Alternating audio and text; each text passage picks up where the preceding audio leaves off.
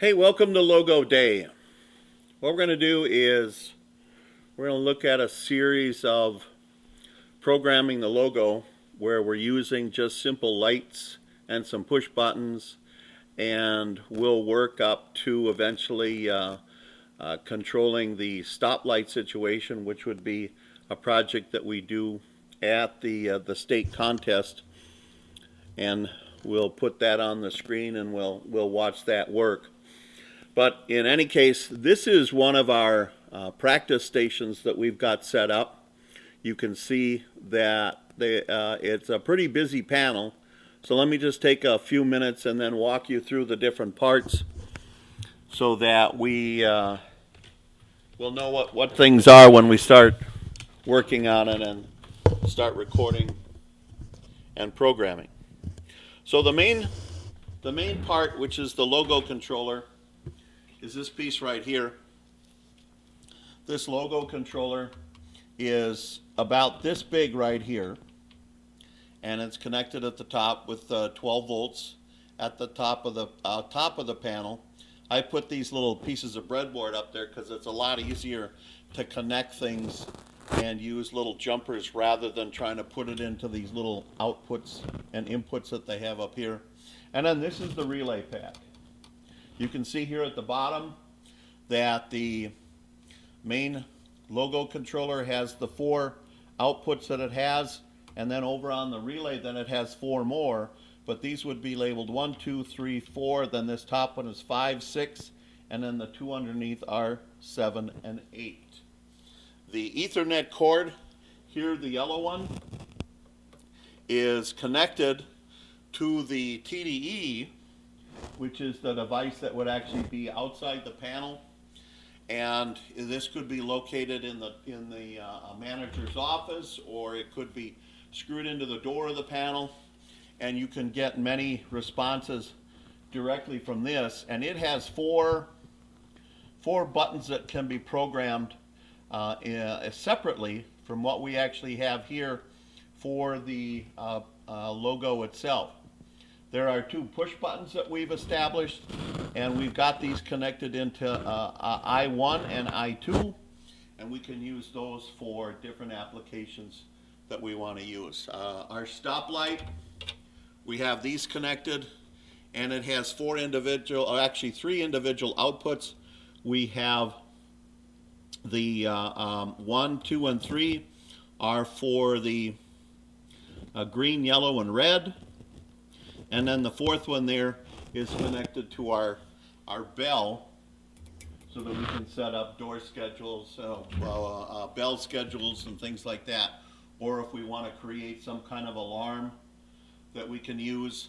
We also have a series of lights here at the bottom that we have connected. And those are actually, like I say, connected into the relay part of it. Yellow 1, red 1, yellow 2, red 2. And we can do that in any combination that we want, and we'll do that with our push buttons, and then they're all powered by a 9-volt battery. The green cord that you see coming back out of the TDE, that's coming over to my PC, and then the yellow one runs behind the table and runs and connects into the back of the TDE, so that we're communicating through both of them. The Ethernet cord is connected to all of the devices that you would have in line, and it's a good way to communicate with all of them using this type of connection.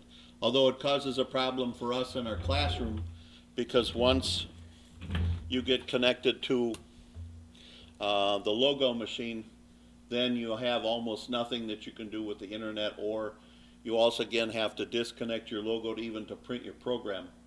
So it's been kind of a difficult situation the way we're set up in the lab, but we make it work. So those are the pieces that we have. And now let's go ahead and take the logo machine, and let's make sure that we have all those components in the system. So let's go find them first. If you remember correctly from some of our other videos, if you haven't seen any, we first of all want to see everything that's on the network. So we'll go over here to Network Project, and then we pick to go online, and then it will search that Ethernet cord and find all of the devices that are there. And sure enough, here is the logo itself, and then here is the TDE so that we have them. Next, we want to make sure that we can communicate with them. So we want to be able to do this little check right here, and you want to find the IP address for our logo. Now, since we've already done it, this is on all of my logos that we have in my classroom, they all have the same IP address. This last number here might be a little different depending on, when I bought those and when I installed them in my room. But to do that, let me just walk you through and point out, let me just cancel this for a minute, and I'll point out how to find that. So when you have the machine, right now you'd want to push the exit button, and that gives you a list. Can we see that on that? We still can't see that on our camera. So I'm going to scroll down here to network and then push OK. It says IP address. I'm going to push OK, and then all of the information that I need for this guy is right here. It gives me the IP address, gives me the subnet, and gives me the gateway. Now, the interesting thing now that's been showing up on these machines is that the gateway comes up to be all zeros. And I know that this machine is not going to like that. So we actually have to put in, and we'll just make a note of it, that it's exactly the same address as the IP address, but it is 1 digit off when we get to the end. So if we were to actually start putting that in, so let's go ahead and notice that since we've worked with this one before, you would find the 192.168.0.1, 255.255.255, then it has a 0, and this is the same number as the gateway up until the very end, and then just put a 0, and then you hit the detect button, and then it'll go through, and since I've done this so many times, we're getting pretty good at finding these machines out there, so we're good to go. All right, so we know they're online. See, it's already communicating with it. Do I want it to go in the run mode? Well, sure, I guess I could ask it to run right now, but we don't have anything in there that we're going to send it. So one of the first things we're going to do is just to see how well it works, and we're just going to do something simple. So we are going to take the first yellow light, and we're going to turn it on with the first push button. So remember, as we put inputs, we're going to put an input out here, and we need an output. So then that's as simple as it gets. So again, as I talked about it before, here are all the list of inputs. You can get up to 24 depending on how many relay packs you add. To push the comment button, let's just call it push button, push number 1, and then pick OK, and you can see there at the top. Now we also, one of our other videos, we showed you how to change the font. I like this one here, this Comic Sans, and let's just go to 18, and then we can see it a little bit bigger. And then here then, since it's connected, it's not connected to 1. If I trace this one back, if I trace this guy back, I will find that it's right here into this one, and that one's number 5. So we need to change that to number 5. Okay, and then let's put a comment. So that is yellow light 1. So font, and you don't need to change the font. I just It's just a little nicer to have it like this. Yellow light 1. I don't have much screen to work with here today. Okay, so there they are. Remember to connect them. We just internally connect here. Put that together, and that's all it takes. So let's go ahead and download this then. And that is our down arrow. So all of this has been checked out, then just pick OK. It has to stop to download. Just that quick, boom, back to running. So now I'm going to go and take my fat finger and I'm going to push our push button number 1, and you should see at the bottom that that yellow light indeed lights up.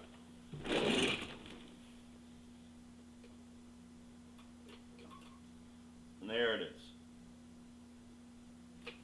The minute I let go of the button, it goes off. Ooh, jeez. Okay, we could add a second one.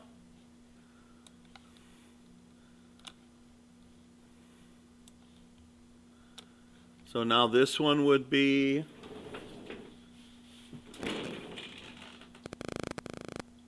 looks like that one is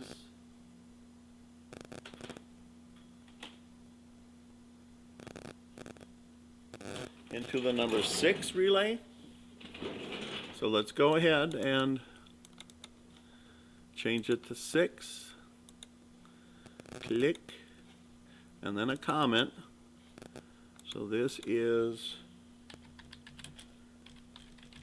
red light 1.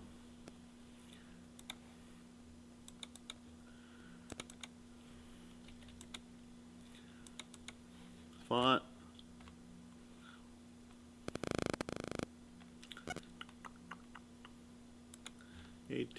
Click.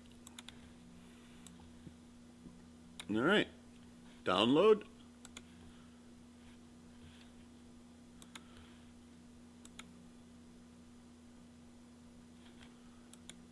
Okay, let's go push the button, see what happens.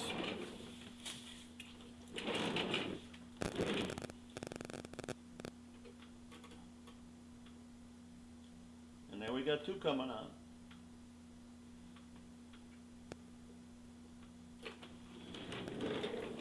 Battery's getting kind of weak, but we could continue on and we could have all 4 of these lights light up just by the push of the button. And by holding that button down, we could get all 4 of them to come on at the same time. That would just be a matter of continuing to add outputs. That battery's kind of weak. We'll see if we can get all 4 to work. All right. So this one then should be number 7. This one should be number 8. The way, if that holds. This one then is yellow light 2.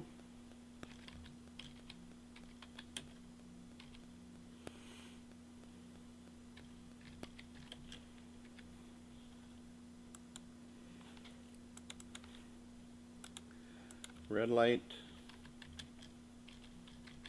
2.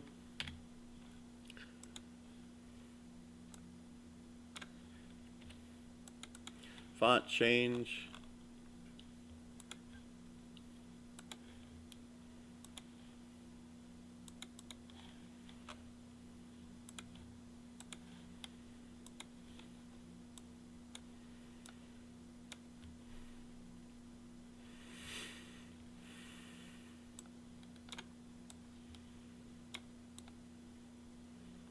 All right, so what's next?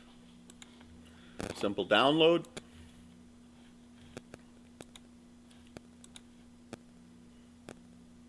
Okay, big yes. All right, let's try it. Let's see if the battery will light all 4 at the same time.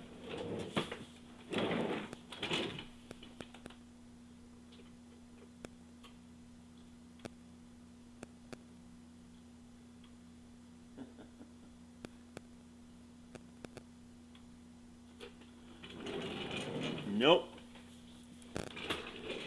I'm going to pause the video right now, and I'm going to put a new battery in it.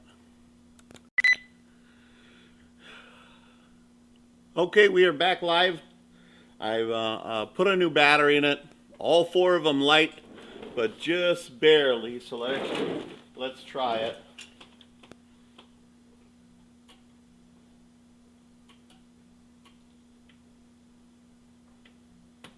So there they are.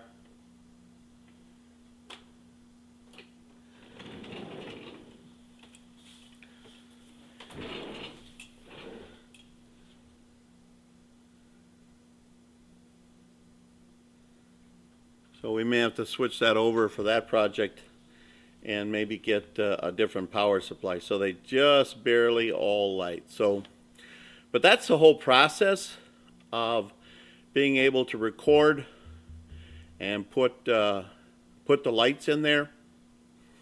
So before we finish here, let's do one more thing. Let's put another input in. And then what we're going to do is that we're going to split this in half. And we are going to connect the yellow light 1 and red light 1 and leave it connected to the first push button. And then on the second push button, we're going to operate yellow light 2 and red light 2 to see if we can split them up. So you'll see that. But this is really how simple it is to be able to put these types of projects together. And this is now, let's label this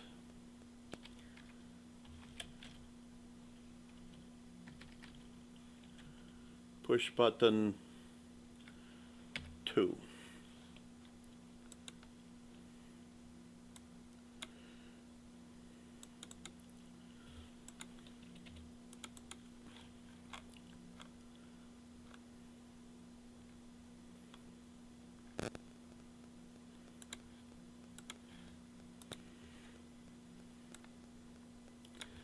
All right, simple as that. We're done. Let's download it to the logo.